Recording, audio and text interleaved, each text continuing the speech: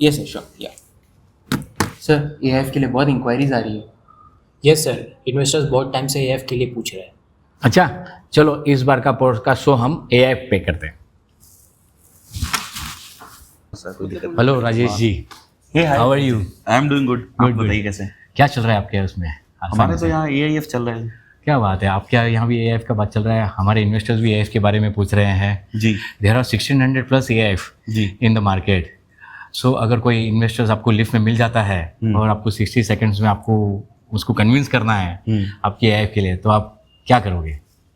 बहुत बढ़िया क्वेश्चन है प्रेस जी। ओवरऑल देखिए, एआईएस में जो हमारी पोजीशनिंग है वो बहुत ही यूनिक प्रपोजिशन है, जो कोई भी और एएमसीज नहीं कर रही, वो हम लेकर आए हैं अल्फा एएमसी में। इसी वजह से लोगों को अल्फा एएमसी में इन्वेस्ट करना चाहिए। ओके, बढ़िया। चलो इसके बारे में और ज़्यादा बात करते हैं, चाय पे चर्चा करते हैं। बिल्कुल चलिए, ठीक है जी, आइए। आइए प्लीज।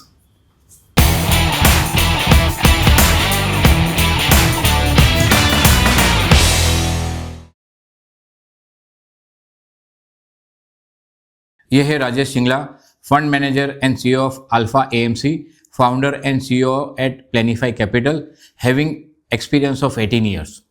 आज की तारीख में बहुत सारे इन्वेस्टमेंट प्लेटफॉर्म एआईएफ ऑफर करते हैं। What is AIF? AIF is basically A structured investment product जहाँ पे पूल्ड असेट्स होता है और उसमें HNI, ultra HNI, family office and institution invest करते हैं। मिनिमम इन्वेस्टमेंट वहाँ 1 CR होता है। 3 डिफरेंट काइंड्स ऑफ कैटेगरीज होती है, कैटेगरी 1, कैटेगरी 2, कैटेगरी 3। कैटेगरी 1 में basically listed and non listed SMEs में इन्वेस्ट करते हैं, स्टार्टअप्स में इन्वेस्ट करते हैं, ग्रोथ कंपनीज में इन्वेस्ट करते हैं। कैटेगरी 2 में बेसिकली वेंचर डेट फंड होता है, इंफ्रास्ट्रक्चर यील्ड होता है, जीसीसी एंड न्यू आइडियाज़ होते हैं। सो राजेश जी, आपने यहाँ तो बता दिया कि आपका अल्फा एएमसी में, आपका एएफ में कैसा है, but before that what is your exciting story of your life, उसके बारे में जानना है। प्रेस जी, ऐसा कुछ एक्साइटमेंट नहीं है। मैं एक बिल्कुल सिंपल सी मिडिल क्लास फैमिली से बिलोंग करता हूँ। आई हेल फ्रॉम फिरोजपुर, पंजाब। बहुत ही छोटा सा एक डिस्ट्रिक्ट है, ये पाकिस्तान के बॉर्डर पे पड़ता है। तो मेरी इनिशियल स्कूलिंग और कॉलेज डेज वहीं पे थे। तो मैंने इंजीनियरिंग किया है till 21 years of my age I was there. उसके बाद I went on to do job. तो मैंने पहले 10 साल इंजीनियरिंग के बीच में जॉब किया है। ये करते करते while I was doing my engineering, तो अराउंड 18-19 ईयर्स की एज में मेरी इन्वेस्टमेंट की जर्नी स्टार्ट हो गई। अच्छा। तो 18-19 साल के बीच में मैंने स्टॉक मार्केट में 2006-07 का टाइम था, मार्केट में बहुत तेजी थी। Oh yes. उस तेजी के बीच में, जैसे कि किसी भी इन्वेस्टर के साथ आई थिंक होता है, तो हमने शुरुआत मेरी भी ट्रेडिंग के साथ हुई। तो ट्रेडिंग में करते करते पहले शुरू में बहुत पैसा बनाया और फिर 2008 का बबल बस्ट हुआ तो उसमें पैसा गवाया भी, और हार्ड लेसन्स कई सीखे, जिसको बोलते हैं ना कि आपकी लाइफ के फेलियर्स आपको ज़्यादा सिखाते हैं। Correct. आपकी लाइफ की जो हार्ड शिफ्ट्स हैं वो ही एक्चुअली आपको चीज़ें सिखाती है कि आप नेक्स्ट लेवल पे कैसे ग्रो कर सकते हैं। तो देन वी रियलाइज कि ट्रेडिंग सही नहीं है, तो इन्वेस्टिंग की तरफ जाना स्टार्ट किया, क्योंकि लोगों ने स्टॉक मार्केट में तो बहुत पैसा बनाया। तो I started reading about the grades of Indian stock market, grades of all across world stock market. Warren Buffett हुए, राकेश झुनझुनवाला हुए, और बहुत सारे अच्छे इन्वेस्टर्स थे, और वहीं से सीखना स्टार्ट किया कि लोग कैसे इन्वेस्टमेंट्स करते हैं। तो उसी जर्नी को कंटिन्यू करते हुए म्यूचुअल फंड्स में आना, म्यूचुअल फंड्स में इन्वेस्टमेंट करना, साथ में कुछ कुछ धीरे धीरे अपना स्टॉक का पोर्टफोलियो बिल्ड करना। तो जो इनिशियल लेग था, जो फर्स्ट फेज था, वो इस तरीके से रहा। फिर जैसे जैसे अंडरस्टैंडिंग और बेटर बनती गई स्टॉक मार्केट की, बाय 2012-2013 मेरे काफ़ी फंडामेंटल्स क्लियर हो चुके थे। उस टाइम तक आते आते मैं क्वांटिटेटिव एनालिसिस पे स्टॉक मार्केट में इन्वेस्टमेंट करने लग गया था, पोर्टफोलियो खुद ज़्यादा मैनेज करने लग गया था। म्यूचुअल फंड्स में भी तभी भी पैरेलल इन्वेस्टमेंट्स चल रहे थे, बट खुद पे भी कॉन्फिडेंस बिल्ड होना स्टार्ट हो गया। तो उस जर्नी में हमने कुछ कंपनीज को मैंने जो सिलेक्ट किया, उसमें इन्वेस्टमेंट करी, तो they went on to do very well. उसमें मेरे को याद आता है कि मैंने अवंती फीड्स में इन्वेस्टमेंट किया था।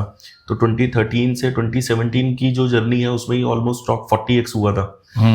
और उसके बाद जैसे जैसे इस जर्नी में आगे बढ़े, तो रियलाइज किया कि क्वांटिटेटिव साइड में तो चीज़ें रिफ्लेक्ट लेट होती हैं, कि जब आप नंबर्स के हिसाब से देखना शुरू करते हो स्टॉक मार्केट के चीज़ों को, तो आपको अगर और जल्दी स्टॉक्स को पकड़ना है तो क्वालिटेटिव साइड मैटर करती है। तो क्वालिटेटिव साइड के बीच में जो फाउंडर्स की जो बेसिकली क्वार्टरली कॉल्स हैं उनको सुनना, किस तरह की गाइडेंस दे रहे हैं, क्योंकि बेसिकली स्टॉक प्राइस तो रिफ्लेक्शन है कि कंपनी आने वाले फ्यूचर में क्या करने वाली है।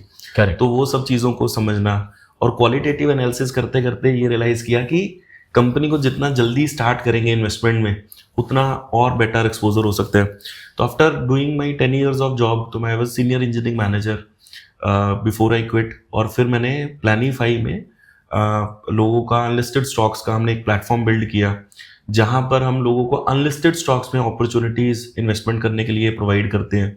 उसी जर्नी के बीच में, क्योंकि कंपनीज को हम अर्ली आइडेंटिफाई करके, मतलब आईपीओ से पहले ही कंपनीज में इन्वेस्टमेंट कर पा रहे थे, तो वहाँ बहुत सारी कंपनीज में हमने जो इन्वेस्टमेंट करी, they have given exceptional returns.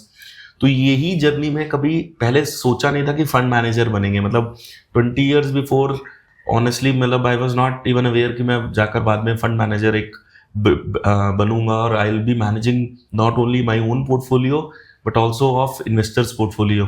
तो इसी जर्नी को कंटिन्यू करते करते फिर रियलाइज जब हमने किया कि अनलिस्टेड मार्केट में हम बहुत अच्छी अपॉर्चुनिटीज में इन्वेस्ट कर पा रहे हैं प्री आईपीओ में, बट बहुत सारी अपॉर्चुनिटीज हैं जहां पर अगर हम सेबी रजिस्टर्ड एआईएफ का लाइसेंस लेते हैं तो हम आईपीओ में एंकर इन्वेस्टर की अपॉर्चुनिटीज में भी बैठ पाएंगे। एसएमईज में हमारे पास और बेटर अपॉर्चुनिटीज मर्चेंट बैंकर्स के द्वारा होगी, तो हमने एआईएफ का लाइसेंस लिया सेबी के द्वारा, and then we started investing through an AIF. तो यही जर्नी रही है लास्ट 20 years। लेकिन ये जो प्लेनीफाई कैपिटल का वो जर्नी कौन से साल में शुरू किया? That journey we started in 2019। 2019। हाँ, तो 2019। तभी इस तरह का माहौल था जो अनलिस्टेड स्टॉक्स में या तो उसमें इन्वेस्ट करे वगैरह ऐसा? तो प्रेज जी, शुरू से आदत रही है कि उस तरह की चीज को लेकर आना मार्केट में जो भी रेडिली बहुत ज़्यादा अवेलेबल नहीं है। ऑनेस्टली आज अनलिस्टेड की काफ़ी ज़्यादा एक्सेप्टेंस है, बट जब मैंने इस अपॉर्चुनिटी को देखा था तो मैंने देखा कि पूरी की पूरी मार्केट फ्रेगमेंटेड है, लोगों के पास कॉन्फिडेंस की बड़ी कमी है कि कैसे इन्वेस्ट करें, कोई अच्छे ब्रोकर्स नहीं है कि जो आपको स्टॉक्स की डिलीवरी देते हों, तो काफ़ी अनसर्टेनिटीज थी, और इवन कोई प्लेटफॉर्म भी नहीं था जहाँ पर आपको सारे स्टॉक्स का प्राइसेस और क्या क्या अवेलेबल है वो पता लग जाए। इसी वजह से हमने प्लानीफाई को बिल्ड किया। तो वो भी एक अपने आप में बिल्कुल यूनिक प्रपोजिशन है। आज हमारे उस प्लेटफॉर्म पे 1000+ ऑफरिंग्स हैं। अरे वाह। और इंडिया में अगर कहीं पे भी कोई इन्वेस्टमेंट बैंकिंग की डील हो रही होगी, that will be available on our platform. That kind of visibility we have. और वहाँ पर इन्वेस्टर्स का बहुत भरपूर प्यार मिला, क्योंकि इन्वेस्टर्स जो इन्वेस्टमेंट करने के लिए आ रहे थे, they started investing with us, और उन्होंने भी बहुत एक्स्ट्रॉर्डिनरी रिटर्न्स बनाए। हमने लास्ट 7 years में प्लानीफाई में ऑलमोस्ट 89% का CAGR रिटर्न अचीव किया है। वंडरफुल। हाँ, after even this market fall वो 89% का CAGR रिटर्न है। तो 3-4 साल के बाद उस जर्नी में वी रियलाइज कि और स्ट्रक्चर्ड मार्केट की तरफ अगर जाएं तो that will be much more, will give us much better opportunities to invest. इसी वजह से फिर हमने AIF के लाइसेंस के लिए अप्लाई किया सेबी में। It took us almost 1.5 year to get that licence, और उसके बाद फिर हमने अपना वेंचर एक्स फंड SME का फ्लोट आउट किया। वो जो वक्त था ना, वो तो ऐसे भी ग्रे मार्केट, आईपीओ का ग्रे मार्केट ज़्यादा होता था जी। मतलब ग्रे मार्केट में क्या प्राइसिंग चल रही है, कौन सा आईपीओ आने वाला है, उसका प्राइसिंग क्या चल रहा है, उसके ऊपर ज़्यादा ट्रेडिंग और उसके ऊपर ज़्यादा लोग ये फोकस कर रहे थे, फोकस करते थे जी। बट हमारा हमेशा से शुरू से एक फंडामेंटल रहा है कि हमें ट्रेडिंग नहीं करनी है, हमें फंडामेंटली कंपनी को अर्ली आइडेंटिफाई करके उसके बीच में पार्टिसिपेट करना है। क्योंकि जो वेल्थ है, क्योंकि businesses actually they don't work linearly, ये कंपाउंड करते हैं।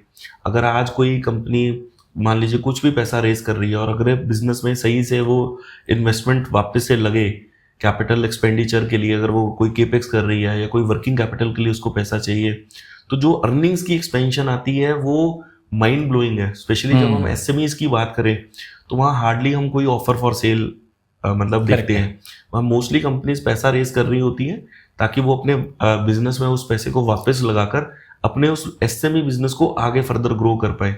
And what we have seen generally 6 months to 18 months की इस जर्नी के बाद जब वो पैसा डलता है केपेक्स में या फिर वर्किंग कैपिटल के लिए, सेकेंड ईयर ऑनवर्ड्स अर्निंग का एक अच्छा एक्सपेंशन भी आने लग जाता है। और जैसे जैसे अर्निंग्स का एक एक्सपेंशन आता है, साथ में आपको पी की री रेटिंग भी मिलने लग जाती है।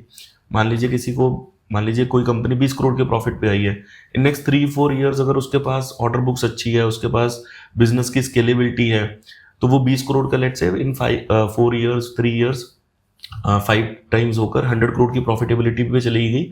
तो साथ में एक पी की री रेटिंग भी मिल जाती है कि मान लीजिए कि अगर कोई जब वो IPO लेकर आया तो 10 की पी पे ट्रेड हो रहा था, लेट्स से 200 करोड़ की टोटल वैल्यूएशन थी, पर जब वो 100 करोड़ के पैट पे चला गया, प्रॉफिट पे चला गया, तो हो सकता है उसको 30 का, 50 का, 70 का, डिपेंडिंग अपॉन किस सेक्टर में है, वहां पर एक अच्छा पी की री रेटिंग भी मिल गई, और इन्वेस्टर्स क्योंकि उसमें इन्वेस्ट करने लग गए तो वो वैल्यूएशन वाइज भी और बेटर हो गया। तो स्टॉक प्राइस का जो रिटर्न है वो दोनों का मल्टीपल है, कि जो आपका अर्निंग्स का एक्सपेंशन हुआ है प्लस पी का री रेटिंग हुआ है, री रेटिंग हो जाता है। हाँ, तो उन दोनों का multiple is your stock price return, तो वो एक एक्स्ट्राऑर्डिनरी रिटर्न्स में ट्रांसलेट हो जाता है। सही पकड़े हैं। राजेश जी, हम लोग ने ट्रेंड देखा है, AI में काफ़ी इंटरेस्ट आ रहा है। Why AI is becoming so popular among HNIs compare to mutual fund? बहुत बढ़िया क्वेश्चन है परेश जी। देखिए, म्यूचुअल फंड आपको जो एक्सपोजर देता है, मैं अगर हम इन्वेस्टमेंट प्रोस्पेक्टिव से समझे तो एक अच्छे से डिफरेंस समझ पाएंगे। म्यूचुअल फंड में जो फंड मैनेजर है वो या तो सेकेंडरी मार्केट से, मतलब एक्सचेंज से जाकर शेयर को बाय करके उसके ऊपर रिटर्न बना सकता है, या फिर उसको मेन बोर्ड के आईपीओ में एज एन एंकर इन्वेस्टर, मतलब एक कंफर्म्ड अलॉटमेंट मिल जाती है। तो आईपीओ के बीच में 3 कोटा है, रिटेल, HNI और इंस्टीट्यूट। तो इंस्टीट्यूशनल में भी 2 कोटा हो गए फर्दर, एक एंकर और एक QI भी। जो एंकर इन्वेस्टर का कोटा है वो basically merchant banker confirmed allotment देता है इस चीज की, तो उनको कंफर्म्ड अलॉटमेंट मिल जाती है। तो ये 2 पर्सपेक्टिव तो म्यूचुअल फंड के क्लियर है। पर म्यूचुअल फंड के पास 2 चीजों के लिए राइट्स नहीं है इन्वेस्टमेंट करने के लिए। First of all, they can not invest in SMEs। तो SME IPO में ना तो वो सेकेंडरी एक्सचेंज में जाकर शेयर परचेज कर सकते हैं, ना ही उनको एज एन एंकर इन्वेस्टर की अलॉटमेंट मिलती है। तो उनके पास राइट्स नहीं है, परमिशन नहीं है उस लाइसेंस में। फिर उसके अलावा वो प्री IPO में इन्वेस्ट नहीं कर सकते। तो बहुत सारी अपॉर्चुनिटीज हैं, क्योंकि मार्केट आज इतना एफिशिएंट होता जा रहा है, इतने सारे फंड्स हैं और इतना सारा कॉर्पस है कि on the liquid mutual funds वहां पर एक अल्फा रिटर्न्स निकालना या एक डिफरेंशिएटेड रिटर्न्स निकालना, मतलब एक किसी भी फंड मैनेजर के लिए नेक्स्ट टू इम्पॉसिबल है।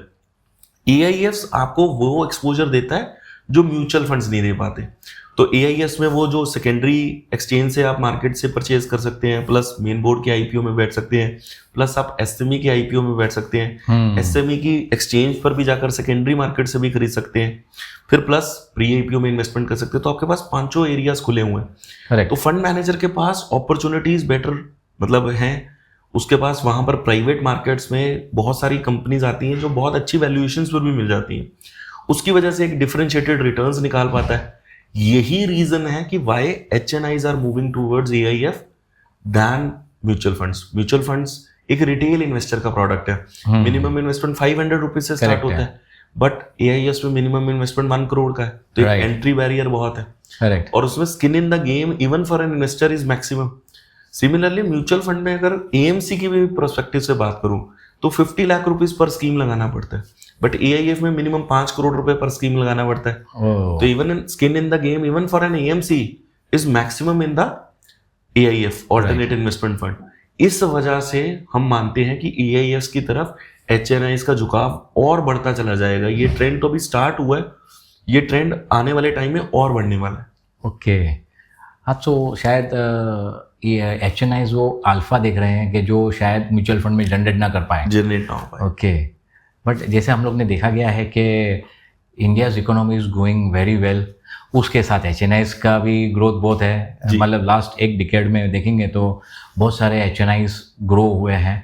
सो इन दैट सिनारियो, मतलब what you see how AIF is going to scale for the next decade, और उसका क्या ग्रोथ प्रोस्पेक्ट दिख रहा है? देखिए, AIF की जो इंडस्ट्री है, अगर मैं पिछले 10 साल की बात करूं तो आज से 10 साल पहले 2015-2016 तक ये इंडस्ट्री तकरीबन 50,000 करोड़ की थी। अच्छा। जो कि अब बढ़ के 15,75,000 करोड़ की हो चुकी है। तो फ्रॉम 50,000 करोड़ टू 15,75,000 करोड़ एक अच्छी पिछले 10 साल में ग्रोथ है। फिनोमिनल ग्रोथ है, मतलब ऑलमोस्ट 30 टाइम्स से भी ज्यादा का, मतलब कॉर्पस 31 टाइम्स से भी ज्यादा का कॉर्पस इकट्ठा हो चुका है। ऑनेस्टली हमें लगता है कि ये अभी भी, मतलब these are still your initial days in AIFs। अगर AIFs को म्यूचुअल फंड्स के साथ कंपेयर करें तो इंडिया में म्यूचुअल फंड की इंडस्ट्री ऑलमोस्ट 85 लाख करोड़, 80-85 लाख करोड़ के आसपास हो गई। आने वाले टाइम में ये म्यूचुअल फंड की इंडस्ट्री के AUM को भी ओवरकम, मतलब सरपास कर सकता है, क्योंकि this is the trend which we have seen in the developed markets as well. जो मनी मार्केट्स अगर आप बड़ी इकोनॉमीज की भी देखेंगे, यूरोप की देखिए, अमेरिका की देखिए, वहां पर AIF funds are much bigger than your mutual funds. तो ये ट्रेंड इवन यहाँ पर अभी जो राइट नाउ AIFs के बीच में 30% से भी ज़्यादा की ईयर ऑन ईयर AUM की ग्रोथ है। और वो क्यों आ रही है? क्योंकि HNIs का झुकाव हर साल दर साल बेहतर होता जा रहा है। और अभी भी हम कह रहे हैं कि ये इनिशियल डेज है, अभी भी exposure I think 2-3% he HNIs के पास भी होगा।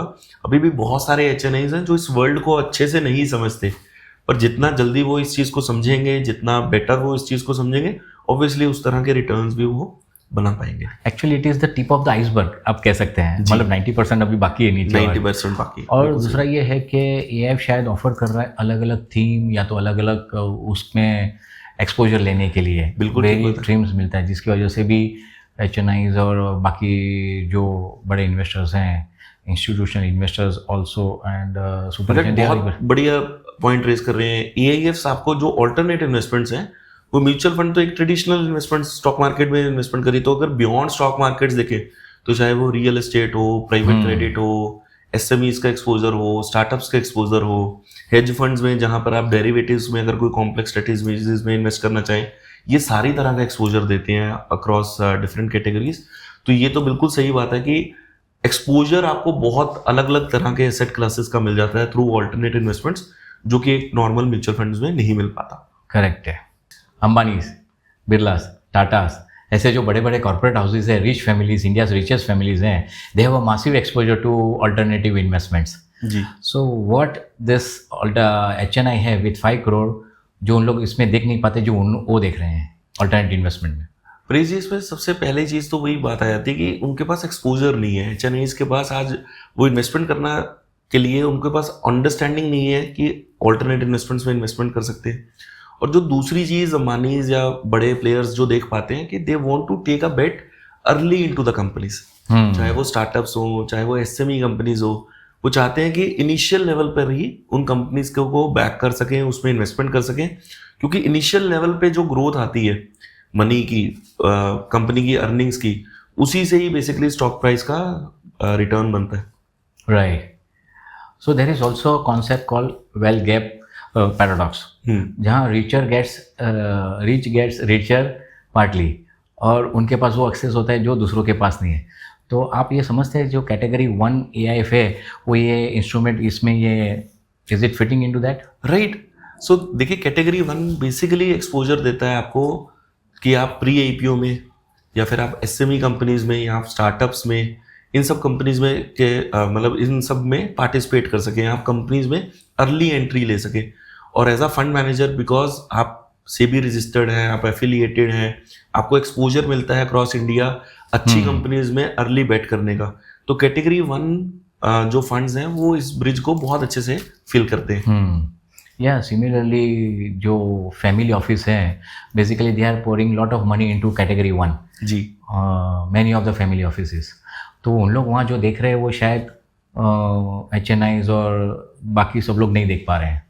मेन वही बात आ जाती है परेश जी, अभी एक्सपोजर बहुत कम है, HNIs के पास एक्सपोजर बहुत कम है। ये बिल्कुल बात ठीक है आपकी कि family offices are more well connected with the fund managers, with the AMCs, और अभी भी इस चीज़ को लेके एडवाइजर्स इस लाइन में, वेल्थ मैनेजर्स भी बहुत कम है जो एक्चुअली इस कैटेगरी को प्रॉपरली समझते हैं। और मतलब जैसे जैसे इसमें अवेयरनेस और बेहतर होती चली जाएगी, even more HNIs will start participating in this category. So awareness, जो वाइड स्प्रेड अवेयरनेस होना चाहिए, वो अभी तक हुआ नहीं है। वो अभी हुआ नहीं। लेकिन कोई लोग बोलते हैं कि it is in a nascent stage, but considering nascent stage, the growth which we had in AIF, वो काफ़ी फिनोमिनल है, बेहद फिनोमिनल है। बिल्कुल जैसे हमने बात करी है कि जिस हिसाब से कॉर्पसेस बढ़े हैं, AUMs बढ़े हैं, तो बिल्कुल ही मतलब जो सिग्निफिकेंटली लास्ट 10 ईयर्स में ओवरऑल ये कॉर्पस बिल्ड हुआ है। बट हम अभी मानते हैं कि अभी भी मतलब वो जो आप टिप ऑफ द आइसबर्ग कह रहे थे कि वो अभी भी टिप ऑफ द आइसबर्ग ही है। 90 to 95% people still do not have understanding on alternate investments. देखिए, म्यूचुअल फंड्स में एडवर्टीजमेंट होता है। आप रोहित शर्मा को देखते हैं, विराट कोहली को देखते हैं, मतलब we see the best of the people, Sachin Tendulkar को देखते हैं जो इस म्यूचुअल फंड की इंडस्ट्री को आगे प्रमोट कर रहे हैं। ऑल्टरनेट इन्वेस्टमेंट सिर्फ प्राइवेटली पार्टिसिपेट की जा सकती है, you can not do advertisements. तो अवेयरनेस कैसे आएगी जब तक लोगों को पता ही नहीं लगेगा। अगर मैं आज एक कोई कार खरीदना चाहता हूँ और मुझे पता ही नहीं है कि वो कार इंडिया में अवेलेबल है, तो मैं खरीदूंगा कैसे? करेक्ट। वैसे लोगों के पास मतलब मनी है, पैसा है इन्वेस्ट करने के लिए, बट उनको ये पता ही नहीं है कि AIF में इन्वेस्ट कैसे करते हैं Correct. और किस तरह के रिस्क हैं और किस तरह के रिटर्न्स वो एक्चुअली में इस इंस्ट्रूमेंट से बना सकते हैं। या वो तो बात है कि उसको कैसे स्ट्रक्चर भी कर सकते हैं, वो भी एक बहुत इंपॉर्टेंट है। जैसे कि हमको काफ़ी इंक्वायरीज आती है AIF के बारे में पूछने के लिए, तो पहले हम समझते थे कि इसमें कैसे होगा, लेकिन जैसे जैसे हमने इसको फाइनेंशियल स्ट्रक्चर में बिठाया, हमारे यूनिक प्रोप्राइटरी फाइनेंशियल स्ट्रक्चर उसमें बिठाया, तो समझ में आता है कि where people can also have that kind of exposure here into their complete investment portfolio. Paresh ji, आप तो बिल्कुल ही खुदा का काम कर रहे हो कि जो अर्ली ये चीज़ें समझ कर आगे फर्दर इन्वेस्टर्स के पास जो ये चीज़ों को लेकर जा रही हैं, तो ये जो आप ब्रिज कर रही हैं gap, actually that is very good, because जितनी अच्छी आपकी अंडरस्टैंडिंग अब इन चीज़ों में लेकर होने लगी है, अब ऑब्वियसली आप अपने इन्वेस्टर्स को भी वैसी अवेयरनेस दे पाएंगे। तो ये तो बहुत ही अच्छा चीज़ है जो आप जिस इनिशिएटिव्स पे काम कर रहे हैं। हाँ, वो पर्पज़ ये ऑब्जेक्टिव ये है कि हर एक जो इन्वेस्टमेंट पोर्टफोलियो में हर एक जो इन्वेस्टमेंट प्रोडक्ट है या डिफरेंट एसेट क्लास में है, वो एक दूसरे को क्लैश ना करके या तो कम्पीट ना करे, इन्वेस्टर्स के जो लाइफ साइकिल रिक्वायरमेंट से पूरी हो। जैसे अलग अलग प्रोडक्ट अलग अलग लाइफ स्टाइल में फिट बैठते हैं, तो ये बहुत ही अच्छी तरह से फिट बैठ सकता है, शायद 3 to 7 ईयर्स या तो ऐसे कोई भी टाइम फ्रेम में। बहुत ही सही सोच है, क्योंकि हर असेट क्लास की ज़रूरत है, म्यूचुअल फंड्स की भी ज़रूरत है, तो ये बिल्कुल सही बात है कि एक दूसरे को ये कॉम्प्लीमेंट ज़्यादा करते हैं एज कम्पेयर टू मतलब कॉम्पिटिशन की बजाय हम ये ज़्यादा मानते हैं कि ये कॉम्प्लीमेंट एक दूसरे को ज़्यादा बेहतर करते हैं। अल्फा AMC बेसिकली इन्वेस्ट करता है SME, not just the startup. Okay, और इंडिया में there are 63 million units in SME segments. तो आप ये इतने पूरे मेज में आप डायमंड कैसे ढूंढ पाते हैं? बहुत अच्छा क्वेश्चन है प्रेस जी। देखिए, ओवरऑल 63 मिलियन कंपनीज को आपको इकट्ठा नहीं देखना है। Okay, there are about 3600 companies in India जो 1000 करोड़ की वैल्यूएशन से नीचे लिस्टेड है, और ऑन एन एवरेज तो ये 3600 कंपनीज को हम इवेल्युएट कर रहे हैं। राइट। तो every month we evaluate close to 100 to 200 companies by our research team. तो 100 से 200 कंपनीज हम रिसर्च करते रहते हैं, और जो जो कंपनीज हमारे पैरामीटर्स हैं जो इन्वेस्टमेंट के, उसके थ्रू पास करते रहते हैं, उसके further process this is a completely process driven मतलब थिंग। तो अगर कोई इन्वेस्टमेंट फ्रेमवर्क्स में कोई कंपनी पास करती है तो फिर वो फर्दर ड्यू डिलीजेंस के लिए चली जाती है। तो ड्यू डिलीजेंस में हम कंपनी के प्लांट को विजिट करते हैं, उनके फाइनेंशियल्स चेक करते हैं। तो again there is a complete process की ड्यू डिलीजेंस की प्रोसेस कैसे होगी, उसको कंप्लीट करने के बाद ही हम किसी कंपनी में इन्वेस्ट करते हैं। तो इसमें जो चीज़ समझने वाली है कि इंडिया में जैसे 382 मर्चेंट बैंकर्स हैं जो बेसिकली IPOs लाते हैं। 382 में से जो टॉप 40 मर्चेंट बैंकर्स हैं, they are basically active. 95% IPOs वही लाते हैं। करेक्ट। तो वो मर्चेंट बैंकर्स के हमारे साथ मतलब on daily basis they keep on giving us companies, चाहे वो प्री IPO स्टेज पे हो, चाहे वो IPO स्टेज पे हो, और सेकेंडरी मार्केट में जो लिस्टेड है वो भी वही कोई ना कोई मर्चेंट बैंकर लेकर आए हुए हैं। तो उनके साथ हमारी बातचीत चलती रहती है। अगर किसी भी कंपनी के बारे में हम कोई पर्सपेक्टिव ज़्यादा समझना चाहते हैं, कोई मैनेजमेंट के साथ कॉल चाहते हैं, या कोई हमें अर्निंग्स को लेके कि नेक्स्ट 3 ईयर्स में 5 ईयर्स में जो भी क्लैरिटी उस बिजनेस को लेकर चाहिए, वो हमें बेसिकली मर्चेंट बैंकर की टीम आगे फर्दर कंपनी के साथ कनेक्ट करके, फाउंडर के साथ कनेक्ट करके वो प्रोवाइड करती रहती है इन्फॉर्मेशन। और जो भी कंपनी हमारी इन्वेस्टमेंट थीसिस में पास करती है और फिर ड्यू डिलीजेंस की प्रोसेस को पास करती है, उसी कंपनीज में हम इन्वेस्ट करते हैं। तो ऑन एन एवरेज 100 में से 3 companies, 3% of the companies actually get short listed. बाकी मतलब वो किसी ना किसी कारणवश, या तो उसकी हमें ग्रोथ पसंद नहीं आई, या हमें उस बिजनेस का कोई की डिफरेंशिएटिंग फैक्टर मोट नहीं मिला, या वैल्यूएशन सही नहीं लगी, या कोई ऐसा नहीं लगा कि उसमें गवर्नमेंट की तरफ से टेलविंड है कि मतलब ये इंडस्ट्री आगे फर्दर अगले 5-7 साल ग्रो कर सकती है, तो कहीं ना कहीं अगर कोई कमी पेशी होगी उस ऑर्गेनाइजेशन में तो हम कंपनी में इन्वेस्ट नहीं करेंगे। और इन्वेस्टमेंट फ्रेमवर्क में there are 85 point checklist before we actually consider investing into any company. तो जब एक मतलब वो कंपनीज उन 85 पॉइंट्स पे खरी उतरती है, तब उसका ड्यू डिलीजेंस प्रोसेस स्टार्ट करते हैं, और फिर कंपनीज का जैसे ऑन फील्ड जाकर प्लांट विजिट करना, फाइनेंशियल ड्यू डिलीजेंस करना, और इवन लीगल उनका बेसिकली कंप्लायंसेस को चेक करना, टेक्नोलॉजी का ड्यू डिलीजेंस करने के बाद ही हम किसी कंपनी में इन्वेस्ट करते हैं। तो आपने एक बहुत अच्छी बात कही यहाँ पे कि आपका जो मर्चेंट बैंकर्स हैं टोटल 382 उसमें से टॉप 40 मर्चेंट बैंकर ब्रिंग तो उसमें 99%। आपने अच्छा कोलैबोरेशन किया, तो today is a world of, हम लोग बोल सकते हैं कि वर्ल्ड ऑफ कोलैबोरेशन है जी कोलैब करने का है, और वो ज़्यादा बिजनेस ग्रो करता है एवरीवेयर। दूसरी Absolutely. बात यह है कि आपने 85 पैरामीटर्स बताया, तो what is your investment framework, वो प्रोसेस क्या है, वो जरा उसके ऊपर हाईलाइट करेंगे? बिल्कुल ठीक है। तो देखिए 4 तरह के इन्वेस्टिंग मॉडल्स हैं। ओके। अगर हम पहली बात करें तो वैल्यू इन्वेस्टिंग हमने वॉरेन बफेट साहब से सीखी है कि डिस्काउंटेड कैश फ्लो, जिसमें आप नेक्स्ट 5 इयर्स में कंपनी क्या अर्न करने वाली है उसको आज के प्राइस पे डिस्काउंट करते हो और फिर मार्केट रेट से कंपेयर करते हो कि क्या आपका शेयर प्राइस उससे फेयरली वैल्यूड है, अंडर वैल्यूड है या ओवर वैल्यूड है। तो DCF में हमने ये सीखा है। साथ में कंपनीज को रिलेटिव वैल्यूएशंस पे कंपेयर करना, कि बेसिकली पीयर्स के साथ डिफरेंट फाइनेंशियल रेशियोज पे कंपेयर करना, ये हमने वैल्यू इन्वेस्टिंग में सीखी है। उसके अलावा एक इन्वेस्टिंग मॉडल है ग्रोथ इन्वेस्टिंग का, जिसमें कैंसिलिम बहुत पॉपुलर मॉडल है, जिसमें आप बेसिकली ये देखते हो कि कंपनी की अर्निंग्स किस हिसाब से ग्रो कर रही है, तो वहां से ग्रोथ इन्वेस्टिंग से भी हमें कंपनीज मिलती है। तीसरा फ्रेमवर्क है मोमेंटम इन्वेस्टिंग। इवन आज की डेट में म्यूचुअल फंड्स में भी मोमेंटम इन्वेस्टिंग की इंडेक्स में बेसिकली इंडेक्स को ऊपर कौन कंपनीज लेकर जा रही हैं उसमें आप इन्वेस्टमेंट लेते हो, एक्सपोजर लेते हो, तो वो मोमेंटम इन्वेस्टिंग का कौन सी पार्ट बनता कंपनी है में मोमेंटम है इस वक्त। ऐसा मतलब जनरली इन जनरल किस में जो कंपनी में मोमेंटम होता है उसमें आप इन्वेस्ट करते एक्सपोजर हैं। लेना चाहते हो। जैसे आप सेक्टर्स देख सकते हैं, जैसे डिफेंस हुआ, कई सेक्टर्स ऐसे हैं, रेलवेज का सेक्टर रहा है कि जहां पर एक अच्छा ग्रोथ हमें विजिबिलिटी मिल रही है। सिमिलरली फिर आप फोर्थ है कि आप बेसिकली ये देखते हो कि क्वालिटी ऑफ अर्निंग्स क्या है, क्योंकि बिजनेस अपना ऑपरेशन से पैसा बना रहा है या फिर because of the financing activity या फिर because of the investing activity company ने पैसा बनाया है। अब इन चारों इन्वेस्टिंग मॉडल्स को मिक्स करके, अमेलगमेट करके हमने अपना फ्रेमवर्क बनाया जिसे हम LMVT बोलते हैं। तो जो कि 4 पिलर्स पे स्टैंड करता है out of those 85 parameters. LMVT में L goes for leadership, M goes for mood, V goes for valuation and T goes for tailwind।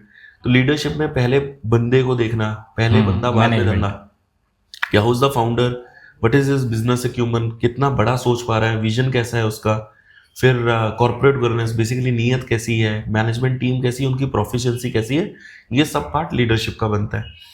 फिर आता है बिजनेस, कि बिजनेस का की डिफरेंशिएटिंग फैक्टर क्या है, क्या है आप सिर्फ कमोडिटी में ट्रेड कर रहे हैं या फिर बिजनेस के पास कोई ऐसी चीज है, जैसे मान लीजिए कोई हाई नेटवर्क इफेक्ट। हम व्हाट्सएप क्यों यूज करते हैं, क्योंकि बहुत यूजर्स हैं क्योंकि बहुत यूजर्स हैं इसलिए व्हाट्सएप यूज किया जा रहा है, या फिर उबर हुआ, ओला हुए। एक की डिफरेंशिएटिंग फैक्टर है कि तीसरा आदमी जल्दी जल्दी इस बिजनेस में एंटर नहीं कर सकता, या फिर कोई ऐसा इकोनॉमी ऑफ स्केल। चाइना में हम कहते हैं कि चाइना में काफ़ी चीज़ें सस्ती बनती हैं क्योंकि वो एक मास पे चीज़ें बना रहे हैं। सिमिलरली इंडिया में भी कई सेक्टर्स हैं जहाँ पर आप इकोनॉमी ऑफ स्केल अगर अचीव कर पाते हैं तो आप हो सकता है कि बाकी पूरे इंडस्ट्री से चीज़ों को सस्ता बना पाए, या कोई ऐसा IP है, पेटेंट है, लाइसेंस है। ये सारे बेसिकली आपके बिजनेस के लिए की डिफरेंशिएटिंग फैक्टर बनते हैं ताकि दूसरा बिजनेस आपके बिजनेस में जल्दी जल्दी एंटर ना हो पाए और आपके मार्जिन्स इंटैक्ट रहे। उस इंडस्ट्री का साइज क्या है, वो इंडस्ट्री आगे कितना इवॉल्व कर रही है, ये सब पार्ट मोड का बनता है। फिर तीसरा आता है वैल्यूएशन, जो कि हमने बात करी कि हमारा मेन ऑब्जेक्टिव रहता है कि कंपनीज को 3000 करोड़ की वैल्यूएशन से नीचे में अर्ली में इन्वेस्ट कर सके, और प्राइमरली तो 1000 करोड़ से नीचे में ही ट्रैक कर रहे हैं। And the last is the Tailwind, जो बेसिकली इस वक्त इंडियन गवर्नमेंट का या पूरे वर्ल्ड का इस वक्त फोकस कहाँ है, तो पूरा world is focused on AI, artificial intelligence. Similarly Indian government is focused a lot on power. तो पावर में पावर जनरेशन हुआ जिसमें सोलर की कंपनीज, विंड की कंपनीज, रिन्यूएबल सेक्टर, न्यूक्लियर के ऊपर भी अभी फ्रेमवर्क आया, तो 2-3 साल में हम एक्सपेक्ट कर रहे हैं कि न्यूक्लियर के ऊपर भी कंपनीज आने लग जाएंगी। फिर पावर अगर आपने जनरेट करी है तो पावर को स्टोर भी करोगे, तो वहाँ बैटरी एनर्जी स्टोरेज सिस्टम्स का काम अच्छा हो रहा है। इवन पावर स्टोर के बाद पावर डिस्ट्रीब्यूट भी करोगे, तो वहाँ पर केबल कंपनी, स्मार्ट मीटर्स, जैसे पूरा का पूरा इंडिया 20 साल पहले बेसिकली पोस्ट पेड से प्रीपेड में मूव कर गया मोबाइल फोन्स में। ऐसे अगले 10 साल में हमारी जो इलेक्ट्रिसिटी है वो पोस्ट पेड से प्रीपेड पे मूव हो जाएगी। तो हमारे घरों में स्मार्ट मीटर्स जो लग रहे हैं, इसके थ्रू आप पहले रिचार्ज करेंगे इलेक्ट्रिसिटी का और उसके बाद इलेक्ट्रिसिटी रन किया करेगी। अब इस तरह के इनोवेटिव बिजनेसेस में there are not many players, सिर्फ 2-3-4 कंपनीज हैं जो इसमें काम कर रही हैं, इनके पास बहुत अच्छी ऑर्डर बुक्स हैं और ये गवर्नमेंट की तरफ से पुश्ड है। तो ऐसी ऑर्गेनाइजेशंस में एक्सपोजर लेना। इवन डिफेंस का आप सेक्टर देखिए, अभी भी बहुत इनिशियल स्टेज पे है। इवन अगर हम रेलवेज की बात करें, इंफ्रास्ट्रक्चर पे गवर्नमेंट बहुत स्पेंड कर रही है। मैन्युफैक्चरिंग पे गवर्नमेंट का Yes. बहुत ज़्यादा फोकस है, बहुत सारे सेक्टर्स में PLI स्कीम लेकर आई गई है, और इवन गवर्नमेंट का फोकस है। तो ये सारे सेक्टर्स हमें भी पसंद है। ई वेस्ट का अगर मैं सेक्टर की बात करूं तो वेस्ट को कैसे आपको मैनेज करना है, तो ऐसे सेक्टर्स को हम भी पसंद करते हैं, क्योंकि अगर कोई ऑर्गेनाइजेशन आकर अच्छे एक बिजनेस में अपना मोड बना लेती है, तो ऐसे बिजनेस को की अर्निंग्स की एक्सपेंशन बहुत अच्छी आ जाती है। तो इन सारे फ्रेमवर्क के बाद जब कोई ऑर्गेनाइजेशन पास करती है तभी हम उस कंपनी में इन्वेस्ट करते हैं। ये हुआ हमारा इन्वेस्टिंग फ्रेमवर्क। उसके बाद जो ड्यू डिलीजेंस का फ्रेमवर्क है उसको हम बोलते हैं LF40। ओके। तो L गोज फॉर लीगल। तो पहले क्रिमिनल चेक करना कि भाई किसी भी डायरेक्टर का कोई क्रिमिनल पास ट्रैक रिकॉर्ड ना हो, इनकम टैक्स का या कोई GST का, या जिस भी सेक्टर में वो काम कर रहे हैं वहां पर मल्टीपल नॉन कंप्लायंसेज ना हो, अदरवाइज हम कंपनी को मतलब अपने रडार से हटा देते हैं। फिर F goes for financial due diligence, कि कंपनी कैश ना निकाल, बहुत बेसिकली फाउंडर बिजनेस में से कैश ना निकाल रहा हो, रिलेटेड पार्टी ट्रांजेक्शन ना कर रहा हो, अनरिलेटेड बिजनेस को अपने बिजनेस में ना दिखा रहा हो। बहुत लेट हमारे पास एक कंपनी आई, बोले जी हम सेमीकंडक्टर्स बना रहे हैं। It was Maharashtra based political based company, I not name the company, but उन्होंने बोला हम सचिन तेंदुलकर ने हमारी कंपनी में इन्वेस्ट किया है। सेड वेरी गुड यार, सेमीकंडक्टर्स इंडिया में कोई बना ही नहीं रहा और बहुत कम लोग हैं। पर जब हमने बुक्स देखी तो वे रियलाइज कि उनके अकाउंटिंग में कैश्यू ट्रेडिंग लिखा हुआ है। तो जब हमने पूछा कि भाई काजुओं की ट्रेडिंग का सेमीकंडक्टर्स का तो क्या रिलेशनशिप है, तो couldn't explain। तो इंडिया में फ्रॉड्स करने वाले भी बहुत सारे लोग हैं। मतलब सचिन तेंदुलकर पर तक तो हम पहुंच ही नहीं पाए कि पाजी ने क्या इन्वेस्टमेंट करी उस कंपनी में, नहीं, पर जो उनका इनिशियल क्लेम था वो तो बिल्कुल ही सही नहीं निकला। And they never also came back, they also understood कि ये लोग तो अंदर जाएंगे, घुसेंगे, और जब तक ये अपनी अंडरस्टैंडिंग क्लियर नहीं करेंगे, इन्वेस्टमेंट करेंगे नहीं, तो ऐसी ऑर्गेनाइजेशन को आप अवॉइड कर लेते हो।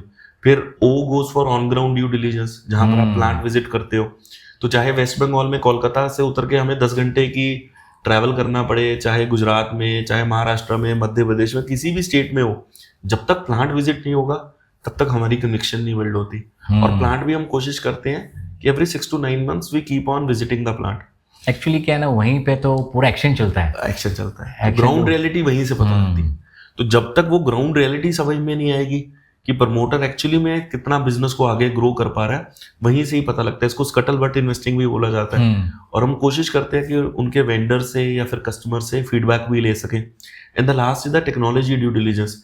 बहुत बार ऑर्गेनाइजेशंस आती हैं परेश जी, जो आकर बोलती है हमारे पास इतने की ऑर्डर बुक है। जब हम बोलते हैं कि LOI दिखाइए अपनी, तो LOI वो बोलते हैं कि अभी तो आनी है। तो मतलब होने में और करने में, मतलब एक्चुअली होने में और बोलने में बहुत डिफरेंसेस आते हैं। तो वो डिफरेंसेस को जब तक आप वेरीफाई नहीं करेंगे तब तक आप आइडेंटिफाई नहीं कर सकते।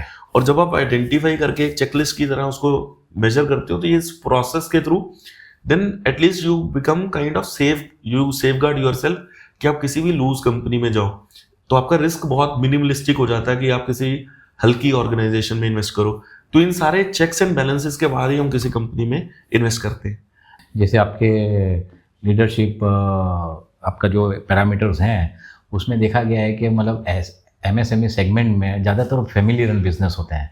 तो सबसे बड़ा इशू तो आपको कॉर्पोरेट गवर्नेंस और ड्यू डिलीजेंस में ही आता होगा। देखिए, प्रॉब्लम तो नहीं आती है सच, बट ये है कि उसकी वजह से काफ़ी कंपनीज शंट आउट हो जाती हैं, बेसिकली फिल्टर आउट हो जाती हैं। एंड आउट ऑफ 100 कंपनीज तकरीबन हमारा जो सिलेक्शन रेशियो है वो 3% का है। इन द लास्ट 1 ईयर हमने तकरीबन कुछ 32 आइडियाज आइडेंटिफाई किए हैं। अच्छा। एंड बेसिकली फंड मैनेजर का जॉब ही यही है कि अच्छी अपॉर्चुनिटीज में आपको एक्सपोजर लेना है। आपको not every Tom Dick and Harry company में इन्वेस्टमेंट करनी है। तो वो ड्यू डिलीजेंस की प्रोसेस एटलीस्ट इंश्योर करती है कि हम हाई ग्रोथ बिजनेसेस को अर्ली आइडेंटिफाई करके उसमें एक्सपोजर ले सकें। राइट। सो लेकिन ये आपका काफ़ी रिगरस फ्रेमवर्क है, पूरा इन्वेस्टमेंट फ्रेमवर्क और प्रोसेस है। I mean that is really powerful, ये कह सकता हूँ मैं। जी, थैंक यू। या दूसरा बात यह है कि everyone talks about Nifty 50, about that companies, all those coins, लेकिन रियल इकोनॉमी जो है, इंडियन इकोनॉमी है, वो फ्लरिश हो रही है MSME सेगमेंट में, और आप उसमें से डायमंड निकाल रहे हैं।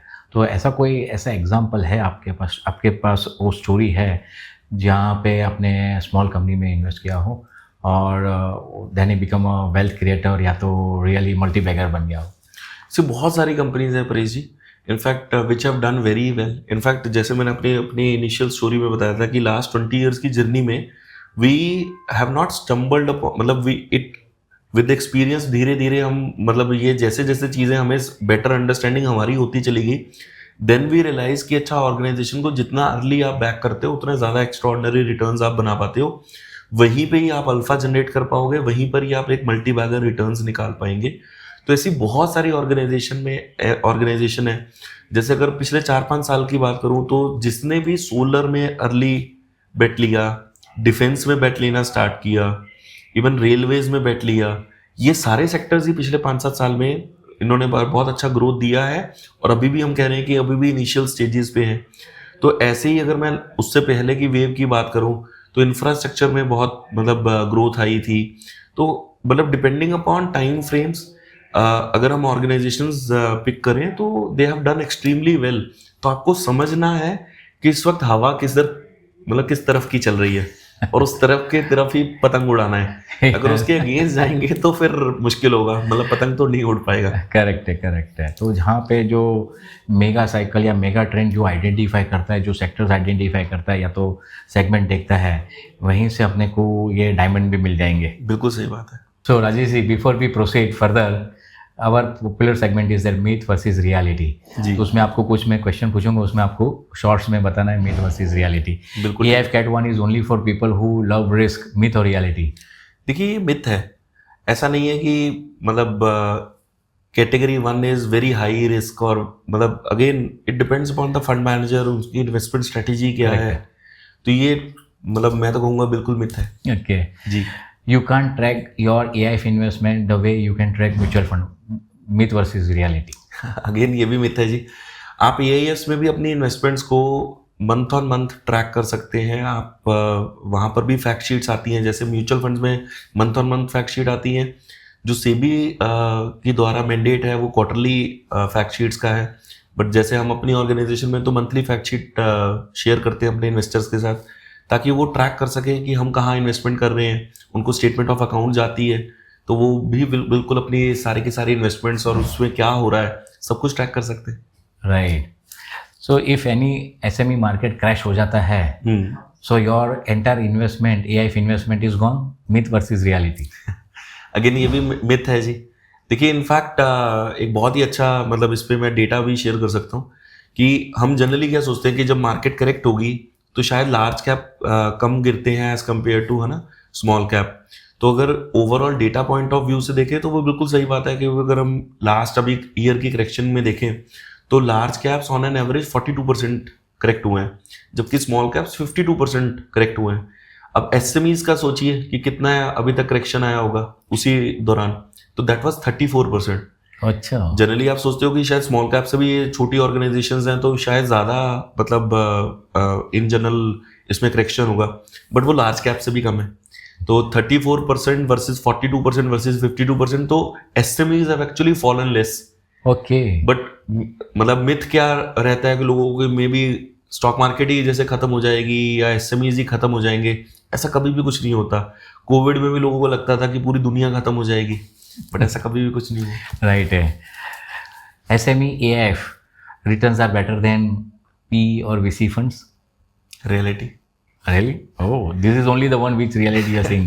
See, SMEs का इन लॉन्गर रन में हम प्रेजी मानते हैं कि इन जनरल 3 times रिटर्न ज़्यादा आ जाते हैं। Mutual fund is 12 to 20% category, जबकि SMEs की अगर हम बात करें तो this is between 36 to 60% CAGR category.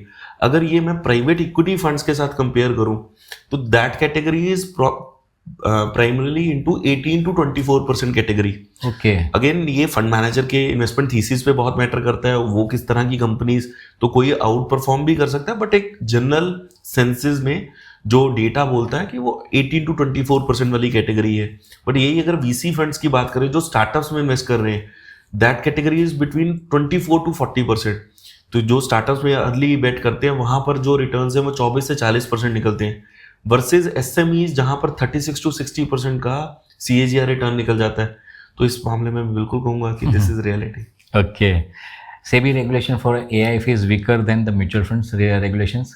Myth या reality? Again, this is the myth. In fact, AIF is the highest degree of license which SEBI provides.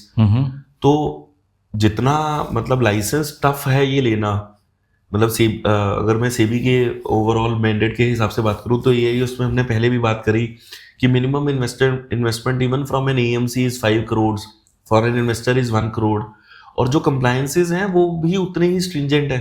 तो ऐसा कहीं पे भी नहीं है कि म्यूचुअल फंड इंडस्ट्री से या इवन पीएमएस की इंडस्ट्री से यहाँ कुछ कमी है। इनफैक्ट मतलब क्योंकि आप प्राइवेट मार्केट्स में इन्वेस्ट कर रहे हो या फिर इवन बाकी की ऑल्टरनेट इन्वेस्टमेंट्स में अगर आप एक्सपोजर ले रहे हो तो आपको कॉर्पोरेट गवर्नेंस और बेटर रखनी पड़ती है।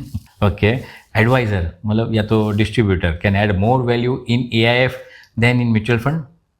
रियलिटी सी देखिए, आज की डेट में म्यूचुअल फंड में एक्सपोजर काफ़ी फिर भी पॉपुलर होता जा रहा है। मतलब हमने जो बात करी कि क्योंकि एडवर्टीजमेंट्स हो रही हैं, आज एक नॉर्मल इन्वेस्टर से जाकर बात करेंगे, इवन मैं घर के अगर अपने हाउस कीपिंग के लोगों के साथ भी जाकर बात करूंगा तो दे ऑल्सो अंडरस्टैंड कि म्यूचुअल फंड क्या है।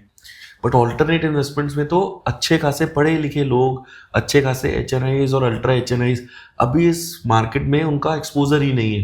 तो वहाँ wealth advisor will be able to add a lot of value in how they should manage their money, where in which AIFs they should actually invest, जो उनके risk और returns के हिसाब से बेसिकली उनके जो प्लानिंग के फाइनेंशियल प्लानिंग के हिसाब से बेटर बैठते हैं। तो wealth advisor will be able to add a lot of value. तो this is absolutely reality. Okay, so basically advisor है या तो कंसल्टेंट है, उसका मेन जो ऑब्जेक्टिव होना चाहिए वो creating a structure where both the things can be fitted into his structure absolutely depending upon his financial requirements. Right, जो हमने पहले भी बात करी कि ये दोनों चीजें कॉम्प्लीमेंट करती हैं, compete नहीं करती। करेक्ट है, correct. So category 1 AIF is basically contribute to the nation building compare to category 2 and category 3, myth या रियलिटी? आई थिंक इसमें परेश जी हमें ये कहना चाहिए कि category 1 as well as category 2 contribute more towards the nation building. क्योंकि category 2 में भी अगर जो जैसे वेंचर डेट में काम हो रहा है या रियल एस्टेट पे काम हो रहा है तो वो भी इंफ्रास्ट्रक्चर में, अगर मैं बात करूँ इंफ्रास्ट्रक्चर फंड्स हैं जो, या फिर अगर आप प्राइवेट क्रेडिट के हिसाब से भी पैसा दे रहे हो।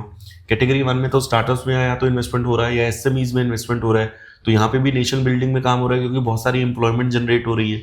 तो वो तो है ही है कैटेगरी 1 के साथ। Category 2 also contributes quite a bit.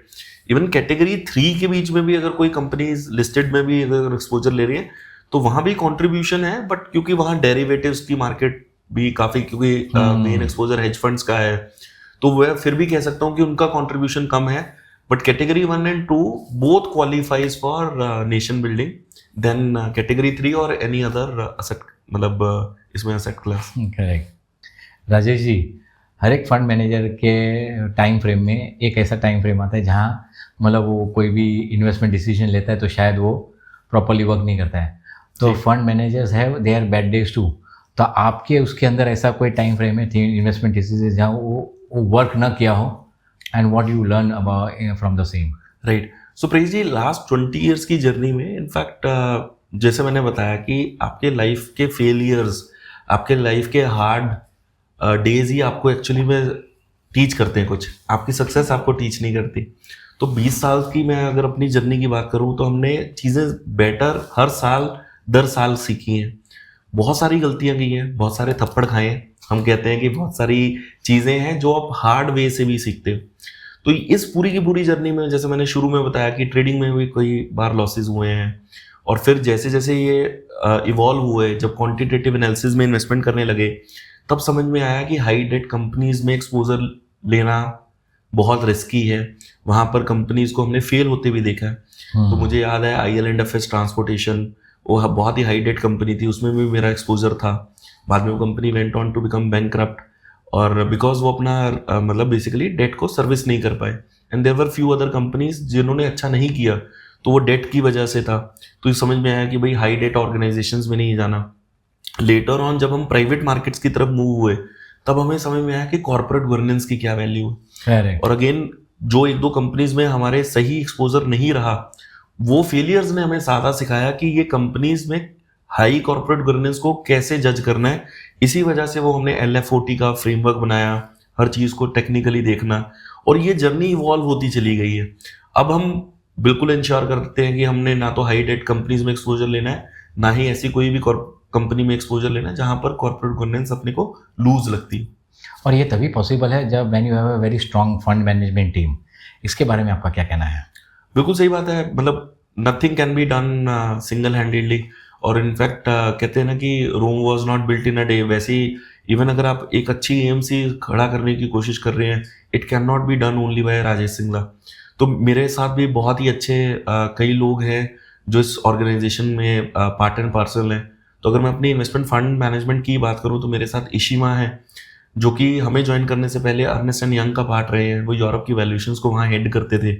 और यूरोप में अलग अलग कंट्रीज में अलग अलग तरह के बिजनेसेस होते हैं। जैसे हम यूके में फाइनेंशियल सर्विसेज का काम देखते हैं, जर्मनी की हम इंजीनियरिंग गुड्स का काम देखते हैं। अगर मैं फ्रांस की बात करूं तो वहाँ कंज्यूमर डिस्क्रिशनरी, बेसिकली आपकी परफ्यूम की बॉटल, वाइन की बॉटल, फास्ट फैशन, ये सब फ्रांस में है। अगर यही इटली की तरफ आ जाएं तो Italian would, Italian leather, Italian furniture, Italian food. तो यार बिल्कुल अलग तरह के बिजनेसेस। तो हर कंट्री के अलग अलग बेसिकली पकड़ है बिजनेसेस को लेके। ऐसे बिजनेसेस को इवैल्यूएट करना, वैल्यूएशंस करना, उनकी ड्यू डिलिजेंस करना, तो she has a very strong hold on it. तो शी इज़ आवर CIO, तो जो बेसिकली फाउंडर्स का ड्यू डिलिजेंस करते हैं, वैल्यूएशंस पे बात करते हैं, मर्चेंट बैंकर्स के साथ कनेक्टेड रहते हैं। और उसके अलावा हमारे साथ मनीष नाथ जी हैं। तो Manish Nath ji before joining us 20 साल उन्होंने न्यूयॉर्क स्टॉक एक्सचेंज पे बिताए हैं। वहाँ पर एक US बेस्ड हेज फंड था आर्कस्टोन कैपिटल, जिसका वो पार्ट थे। और वहाँ का वो passage to India opportunity fund manage करते थे। Passage to India opportunity fund manage करते हुए कई कंपनीज में उन्होंने इन्वेस्टमेंट किया जो कि उस टाइम की SME और माइक्रो कैप्स थी। जैसे उसमें उन्होंने रेफेक्स इंडस्ट्री में पार्टिसिपेट किया था। वो कंपनी पिछले 12 साल में 200 टाइम्स ग्रो कर गई। ज्योति रेजिन में इन्वेस्टमेंट किया था 2013 से अभी तक, पिछले 12 साल में वो 300x ग्रो कर चुकी है। इवन उनका एक्सपोजर एस्ट्रल पाइप 300 करोड़ की वैल्यूएशन में इन्वेस्टमेंट किया था, आज 60,000 करोड़ का मार्केट कैप है। The company has grown on to become 200 times. Even Worry Renewables have become 40 times. So he has done very good companies investments which have generated enormous wealth for the investor. इस वजह से press जी उनकी पूरे world में number 1 AIF fund manager की ranking है। I am not talking only in India, across the world he is ranked number 1 AIF fund manager across the world, working in the same space of micro caps, SMEs. तो we 3 formulate the investment committee. We finally 3 decide which companies we should invest, which companies we should skip. And then there are research analysts. These are CFA level 2, level 3 people who are going deeply into their sectors. तो हमारे पास थोड़ी सी research team बड़ी है क्योंकि company number of companies, जैसे हम पहले भी बात कर रहे थे, ज़्यादा है इवेल्युएट करने के लिए। तो हमने टीम थोड़ी सी बड़ी रखी है। तकरीबन हर सेक्टर के लिए अलग अलग एनालिस्ट हैं। इवन जो रिस्क को, हमारे ड्यू डिलिजेंस को कवर करते हैं, हेड करते हैं, तो अतिंदर हैं। वो पहले हमें ज्वाइन करने से पहले नेत्रिका में उन्होंने 14 साल काम किया है। Netrika is one company which works with RBI, income tax as well as your SEBI to catch company frauds. तो कंपनी के कॉर्पोरेट फ्रॉड्स को पकड़ना, तो वहां पर फॉरेंसिक ड्यू डिलिजेंस करना, वो वहां पर उस चीज को लेकर लीड करते थे। वो हमारे यहाँ पर इस ड्यू डिलिजेंस के पार्ट को हेड करते हैं। तो we got a very strong team in the research team, more than 80 years of experience in terms of, अगर मैं नंबर ऑफ ईयर्स की बात करूं तो वेरी स्ट्रॉन्ग टीम। सिमिलरली उसके अलावा हमारी टेक्नोलॉजी में बहुत अच्छी पकड़ है। बीइंग माई सेल्फ अ टेकी, तो हम एवरीथिंग वी ड्राइव डिजिटली। तो हमारी मोबाइल की एप्स भी हैं, एंड्रॉयड की, iOS की, इवन प्लेटफॉर्म पूरा का पूरा अल्फा AMC का अवेलेबल है। तो investor can come in and they can just log in and see their portfolio on daily basis. तो ये सब तरह के ऑटोमेशन हम AIF में भी कर चुके हैं। मोस्टली आपको ऐसी ऑटोमेशन म्यूचुअल फंड्स में तो मिल जाएंगी, बट AIF में we are the early birds जिन्होंने इन्वेस्टर्स को ये विजिबिलिटी दी है कि वो अपने पोर्टफोलियोज को भी प्रॉपरली ट्रैक कर सके। Then we have a good team of marketing, sales. तो हमारे ऑफिसेज भी आज हम Tier 1, Tier 2 सिटीज में सब कहीं प्रेजेंट है। दिल्ली NCR में हमारी प्रेजेंस है। BKC Mumbai we are present, फिर present at Pune, even Hyderabad, Chennai, Bangalore, Kolkata, even जो अगर हम बात करें तो अहमदाबाद, इंदौर में we are very soon opening. We are present at Lucknow, Ludhiana. तो हमने कोशिश की है कि Tier 1, Tier 2 सिटीज को कवर किया जा सके, क्योंकि इतना बड़ा इंडिया है। In fact you need good people who can come and join with you and take this thing forward to the investors. Fantastic. So you have a wonderful team and commendable आपने पूरा structure खड़ा किया है जी। एक थोड़ा personal सवाल जी। आपने मतलब what attracted you towards Isila about, you know, she is also your partner, life partner. जी, सो बेसिकली देखिए मैं बहुत बार बोलता हूँ कि we are not only life partners but उनसे मैंने बहुत सीखा है. In fact she has been source of inspiration for me when we got married. जो जब हम हमारा जो प्री कोर्टशिप पीरियड चलता था तो मुझे याद है मैं उनसे बहुत बार return on equity, return on capital employed से लेके बहुत सारी फाइनेंशियल रेशो समझता था. एंड शी यूज्ड टू, मतलब हमारी कई बार इस बात पे हंसी मजाक भी हो जाता था कि कोर्टशिप पीरियड में भी हम फाइनेंस के बारे में बात कर रहे हैं, हम स्टॉक मार्केट के बात कर रहे हैं rather than talking something else. Okay. But this happens. So she has actually I have learned actually a lot from her. And while I was working at Planify, one thing I realized is one of the most important factor is to evaluate businesses.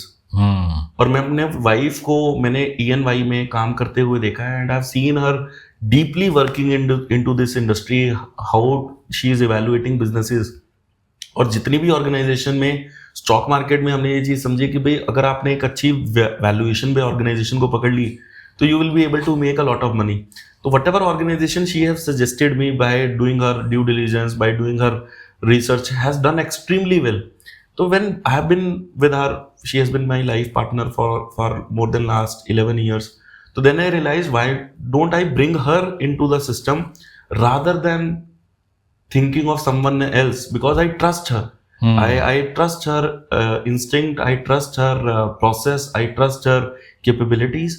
That is the reason why I was able to pursue her to join and lead Alpha AMC as CIO.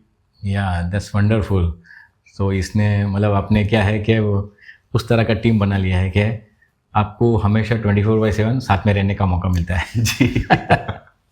So Rajesh ji, if AIF is not buy and forget kind of a FD like of a product. So what role does any financial consultant or advisor, wealth advisor play when making investment in AIF for 3 to 2 years? Because it is a 3 to 7 years of journey. सो सबसे पहले तो परेश जी, कोई भी investment अगर हम कर रहे हैं तो उसकी रेगुलर ट्रैकिंग चाहिए, रेगुलर मॉनिटरिंग चाहिए. जनरली हम जो देखते हैं वो एक इन्वेस्टर के पास, एक HNI इन्वेस्टर के पास शायद वैसा समय ना हो, शायद उतनी अंडरस्टैंडिंग ना हो, शायद उतने रिसोर्सेज ना हो जो कि वेल्थ मैनेजर उस गैप को फुलफिल कर पाता है. सेकेंड, आज की डेट में इतने सारे इन्वेस्टमेंट्स आ रहे हैं तो which is the right investment for what kind of investor. तो क्योंकि इन्वेस्टर के भी अपने गोल्स हैं, फाइनेंशियल गोल्स हैं, उसके हिसाब से मैपिंग कर रहे हैं. तो वेल्थ मैनेजर बेसिकली मैप कर सकता है कि कौन सा प्रोडक्ट किस इन्वेस्टर के लिए सही बकेट में है. तो they play a very very vital role in deciding which AIFs और विच बेसिकली सेक्टर्स और which basically areas to invest in. In fact मेरा एक क्रॉस क्वेश्चन है आपके लिए. अच्छा, क्या बात है. मान लीजिए आपके पास कोई इन्वेस्टर आता है और वो बोलता है मेरे पास 2 करोड़ रुपए और वो बोलते हैं कि भाई मैं किसी AIF में एक्सपोजर लेना चाहता हूँ, तो आप क्या सजेस्ट करेंगे? ये बहुत ही बड़ा ऐसा इम्पोर्टेंट क्वेश्चन पूछा है जो हम लोग है ना, जब भी ऐसे भी कोई भी इन्वेस्टर आता है ना, जनरली दे लुकिंग एट उनका विश लिस्ट होता है कि मेरे को यहाँ इन्वेस्ट करना है, कुछ कुछ सुन के आ रहते हैं. तो बेसिकली हम उनका जो भी इन्वेस्टमेंट वगैरह भी है वो डिसाइड करते हैं. पहले हम उसका रिस्क प्रोफाइलिंग कर लेते हैं जिसके बेसिस के ऊपर basically asset allocation and diversification क्या हो सकता है depending upon which is based on his life goals. So if anyone is coming with just want to invest 2 crore in AIF, तो we basically help him to understand the risk and return management कैसे करना है, because it is more of a risk management. तो उसकी बहुत सारी अलग अलग रिक्वायरमेंट हो सकती है उसमें, क्योंकि ये तो प्रोडक्ट है 3 to 7 years का और उसकी अलग अलग टाइम फ्रेम में अलग अलग रिक्वायरमेंट्स हो सकती है. तो हम उसको प्रेजेंट करते हैं, भाई he should be investing the entire corpus in a such a financial structure that his credit risk and the liquidity risk both can be met. बिल्कुल, बहुत बढ़िया है परेश जी. ये इनफैक्ट बिल्कुल सही चीज़ है कि जब तक वो फाइनेंशियल गोल्स के साथ मैप नहीं होंगी इन्वेस्टमेंट्स, सही शायद रिटर्न्स भी नहीं आ पाए. सो राजेश जी, लास्ट में कंप्लीट करने के पहले, कंक्लूड करने के पहले, बाय 2030 AIF कैटेगरी 1 आप कहाँ पे देखते हैं? देखिए, अभी कैटेगरी 1 की जो AUM की अगर मैं बात करूँ तो तकरीबन 75,000 करोड़ है. Okay. In next 4 to 5 years we feel this will also become 4 to 5 times. तो ये जो 75,000 करोड़ का ईयूएम है, this can easily become a 3 lakh to 3.5 lakh crore AUM industry. Okay. One thing which you want that every investor who is watching this podcast to Google after this episode. So they should definitely Google BSE SME index as well as NSE SME index. क्योंकि once you Google it, आपके पास काफी सारे links आएंगे और rather than going on to the exchange, you go and visit Finology website. तो Finology की website पे आपको CAGR रिटर्न्स दिखते हैं. तो BSE SME ने लास्ट 5 years में 1 करोड़ की इन्वेस्टमेंट अगर आपने की हो, just to give investors a preview, 68 crore का रिटर्न बनाया. और NSE SME में 1 करोड़ के इन्वेस्टमेंट पर 7.5 करोड़ का रिटर्न बना है. तो 68 crore is kind of insane returns. तो ये रिटर्न्स को गूगल करके अगर वो देखें, समझें कि कैसे इतना रिटर्न बना है, तो ऑब्वियसली उनके लिए बहुत अच्छा होगा. चाहे वो BSE SME के इंडेक्स का रिटर्न देखें, चाहे वो NSE SME के इंडेक्स का रिटर्न देखें, और फिर इवेंचुअली आपके साथ कनेक्ट करें, अल्फा AMC के साथ कनेक्ट करें, that they should also Google. Disclaimer: Mutual fund investments are subject to market risks. Please read all related documents carefully. Past performance does not guarantee future results. This post is for informational purposes only.